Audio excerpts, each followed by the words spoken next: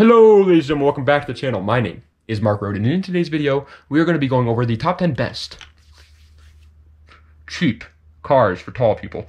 I'm not super tall, but I'm, I guess, more over average. I'm 6 foot tall, okay? I'm 6 foot tall, and I understand your guys' pain. I see the comments sometimes, people being like, Mark, I like the Miata, I like the Acura Integra, I like the E36, but I'm tall, man. I'm 6'8". What am I gonna do? I'm Shaquille O'Neal. Hey, it's me, Shaq. What car should I buy? Don't worry, Shaq. I got you covered. All right. Sorry about that, guys. I forgot to mention right in the beginning.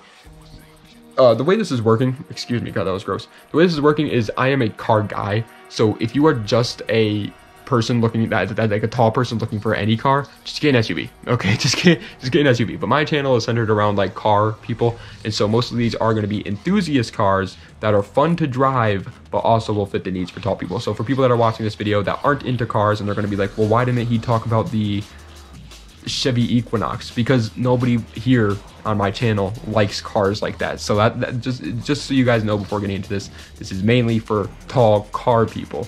Okay, they're cars that aren't necessarily the best option for you unless you enjoy fun cars. Without further ado, let's get right into the video. Number 10 is going to the Ford Ranger. Duh. I mean, it's a truck. It's a mini truck for sure, so they're not like actual like full-size trucks, but you still have plenty of room no matter how tall you are. I had a friend, his name was Garrett, and he had a truck, a Ford Ranger. Well, actually, I don't know if it was either a Ford Ranger or a Toyota Tacoma, and this guy was like 6'7". Like he was absolutely massive, and he had one, so they're obviously a good deal. Come with a 4-liter inline 6, making 190 horsepower, and they are 4x4, very reliable.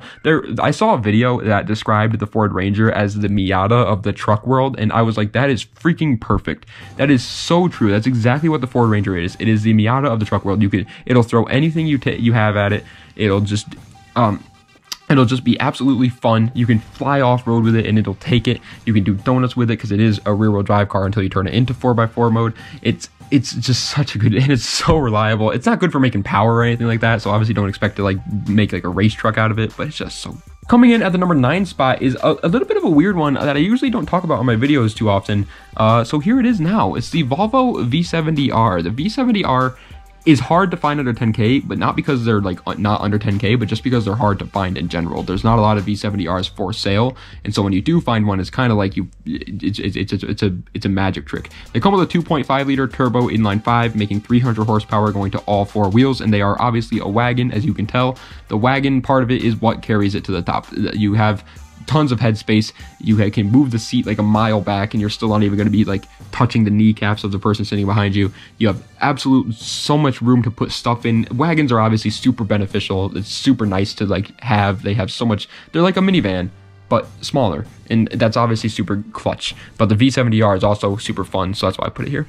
Number 8 is going to the wonderful Lexus LS400. Unfortunately, these cars have flew up in price since the rise of their fame on TikTok. Some TikTok kids like to talk about the LS400 nowadays. So that has what is the word there? Rised their price? The price has raised. It comes with a 4-liter V8 making 270 horsepower, and they are rear-wheel drive. But even though the price has whatevered, it is still a very good deal in my opinion, and for tall people especially. These things were grandpa mobiles for a reason. They were luxury cars when they came out, and they are still relatively luxurious now. Even if you are an absolute behemoth, even if you're Goliath in David versus Goliath, you could still drive the Lexus LS400 and be 100% comfortable in it. 7th place is going to the wonderful Ford Focus ST. Starting to notice a trend here. Most of these cars are like hatchbacks or big-bodied sedans or trucks or things like that, because those are usually the cars that are best for the tall folks. This is again another hatchback. These cars come with a 2.3 liter turbo inline 4, making 252 horsepower, and they are front-wheel drive. Obviously, I have not really like actually so far besides the V70R, I actually have been in every single one of the cars. The Ford Focus ST I took for a test drive with my friend John. He wanted to buy one, and I'm 6 foot tall, and admittedly I was in the passenger seat, so I don't know how it feels to actually drive it, but I had tons of room. So much more room than I had in my Integra or my 350Z. Like, this car gave me a lot of room. It's a hatchback. You're going to have as much room as you most likely are going to need. Obviously, yes, if you're super tall, I'm talking like 7 feet tall, then you're still not, this still won't satisfy you, but for most, just, I would say like 6'5", 6'7", those kinds of guys, you'll be fine in this thing. Sixth place, obviously, I want to make this clear also. I forgot to mention it in the beginning, but this is a list for people that enjoy cars. If you are tall and you don't enjoy cars, you don't like care about that, just buy like a Tacoma or just buy like a Silverado. You know, those will be perfect for you or something. But these are cars that are for people that want to like get into a fun sports car but are tall. So I wanted to make that clear. It's this BMW 650i E63, which comes with a 4.8 liter V8, making 362 horsepower in their rear-wheel drive or all-wheel drive. There is a big downside to this car, and that is its reliability. And you might be thinking, well, it's a coupe, so that's also a pretty big downside because that's probably not good for tall people. Coupes don't necessarily mean they're bad for tall people just because they are a coupe. What that means is they don't have as much space in the back, but you can still have as much space as you need up in the front. You just need to adjust the seat a little bit, and that's exactly how it is with this car. There's tons. I've seen people driving videos of these cars. They have so much space. It's ridiculous how much space they have.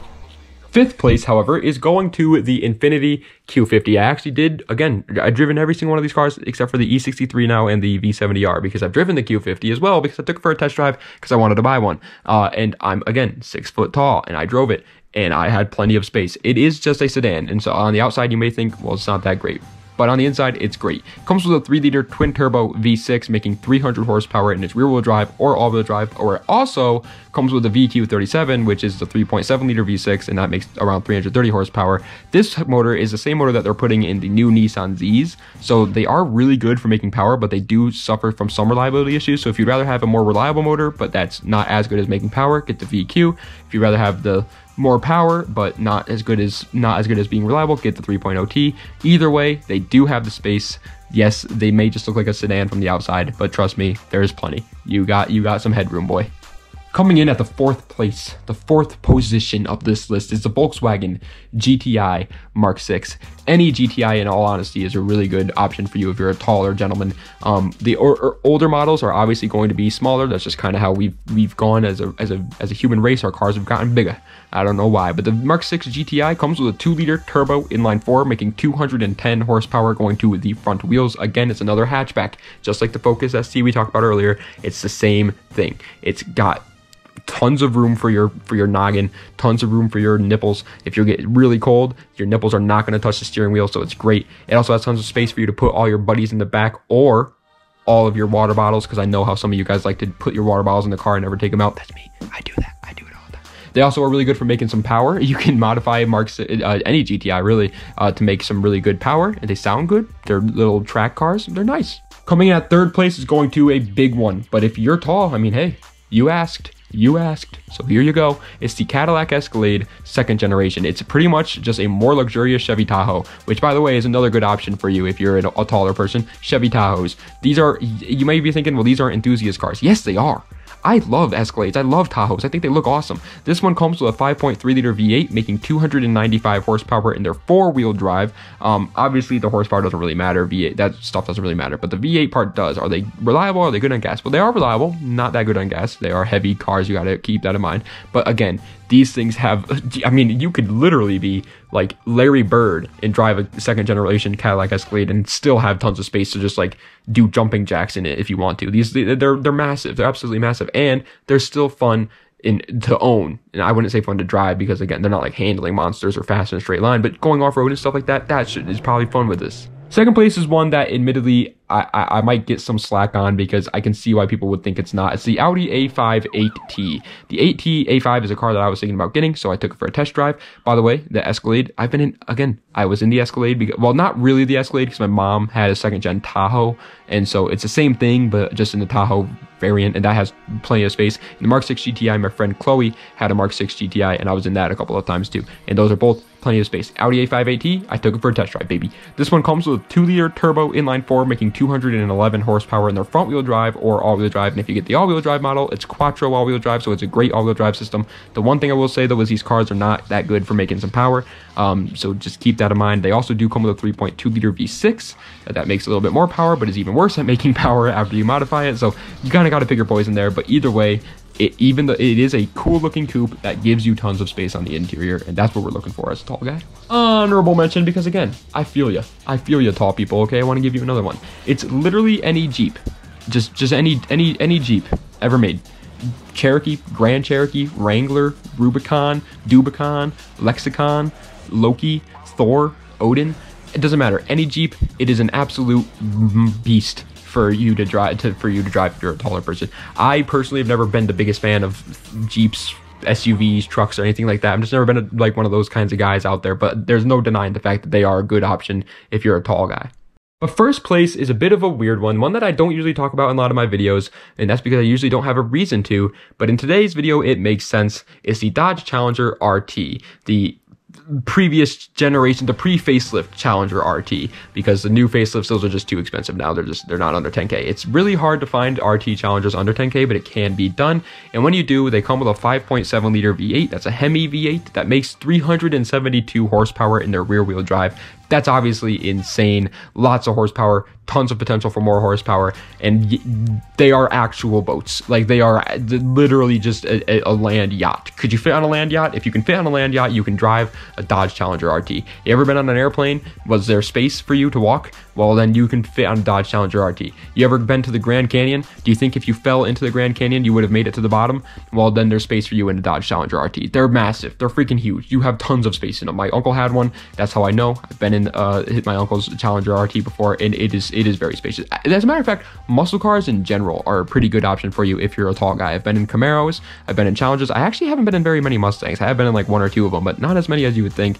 And all of them, there's just so much space. Well, ladies and gentlemen, that is the end of today's video of the top 10 best cheap cars for tall people. I hope you guys enjoyed. If you did, please be sure to like, comment, and subscribe to the channel for more content just like this. Again, this list is kind of weird. I didn't really know how to approach it. I didn't really know if I should just approach it as a, like, literally all I'm thinking about is your height, because if that's the case, then I would just list a bunch of SUVs, because that's obviously the best choice for you if you're tall and you don't care about cars at all. But obviously my channel is centered around cars, so most of you guys are car guys. So when people ask me, like, can you make a video for tall people, I kind of took that as like oh, okay, I'm a tall guy, but I want a car that's still fun, that I could fit in and be comfortable in. And so that's what I kind of tried to tackle. I kind of tried to tackle the both of them, you know what I mean? And so that's why you might be able to say like things like the BMW or the Audi, or maybe even like the Ford Focus ST are cars that you would be like, well, why are those on this list? Like, that's not what I was looking for, because I was trying to kind of think about everybody and think about what they actually were trying to get at, and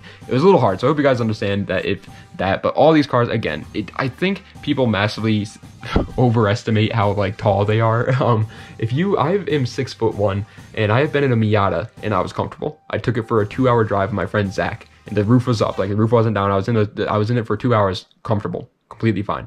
I think you guys are overestimating it. You will be okay. Like most cars, I think you'll be fine in. But if you really are that tall and you really are worried that much about your comfort, then I think all 10 of these cars are good options for you. They're fun. They have tons of space. They're relatively reliable. They can make power. All the good stuff. Anyway, thank you guys so much for watching. I appreciate it. Das Vidania, and have a nice night.